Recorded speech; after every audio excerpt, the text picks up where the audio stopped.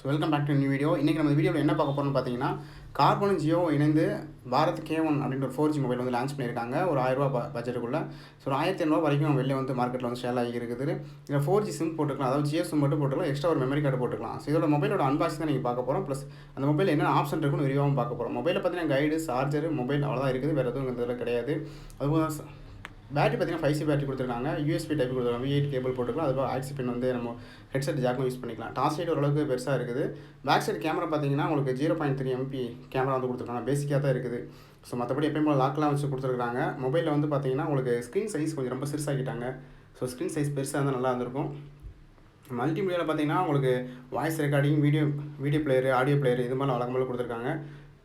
So அதுக்கடுத்து பார்க்க போகிறீங்க பார்த்தீங்கன்னா நோட்ஸ் கொடுத்துருக்காங்க. ஒரு ஆண்ட்ராய்டு மொபைலில் கொடுக்கக்கூடிய நோட்ஸ் அப்படின்ற ஒரு விஷயம் கொடுத்துருக்காங்க. ஆனால் அதில் எந்தளவுக்கு ஒர்க் ஆகும் அப்படின்னு தெரியல.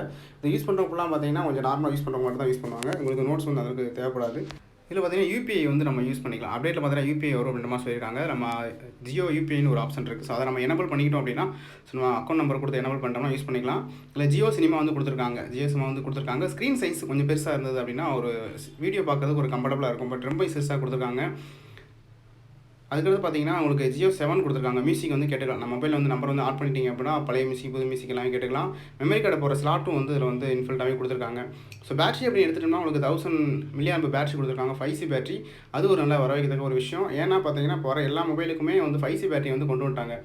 லாவா, இண்டெக்ஸ், மைக்ரோமேக்ஸ் எல்லா மாடலையும் பார்த்தீங்கன்னா உங்களுக்கு ஐடெல் இது மாதிரி எல்லாமே 5C பேட்டரி. நோக்கியாவோட நார்மல் நோக்கியா பேட்டரி இருக்க முடியாது. ஸோ அதான் 5C பேட்டரி அப்படின்னு சொல்லுவாங்க. ஸோ அந்த பேட்டரி வந்து இதில் வந்து கொண்டு வந்துருக்காங்க. ஸோ 5C பேட்டரி கொண்டு வந்தது எல்லா ஷாப்லையுமே வந்து பார்த்தீங்கன்னா நார்மலாக கிடைக்கக்கூடிய ஒரு பேட்டரி. ரெண்டாவது உங்களுக்கு ₹100 இந்த பேட்டரி நம்மளுக்கு வெளில அவைலபிள் இருக்கும். பேட்டரி பட்ஜெட்டுமே ரொம்ப கம்மி தான் அதில். ஸோ இதே போல் அது இன்ட்ரெஸ்டிங்கான டெக்னிக்ஸ் தெரிஞ்சுக்கணும் அப்படின்னு நினச்சிக்க நம்ம சேனலை சப்ஸ்கிரைப் பண்ணி வச்சுக்கோங்க. கூட பக்கத்தில் பெல் ஐகானை கிளிக் பண்ணி வச்சுக்கோங்க. கேமரா அப்படின்னு பார்க்க 0.3 MP தான் கொடுத்துருக்காங்க.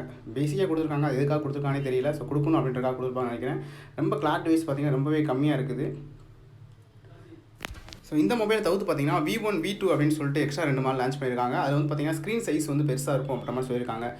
இப்போதுக்கு இந்த மார்க்கெட்டுக்கு வந்து அது வரல, K1 அப்படின்னு தான் மட்டும் வருது. இது ஜியோ ஸ்டோரில் இருக்குது. நார்மல் ரீட்டைல் மொபைல் ஷாப்பில் எல்லாத்துலேயுமே வந்து கிடைக்குது. தேங்க்ஸ் ஃபார் வாட்சிங். ஜெய் ஹிந்த்.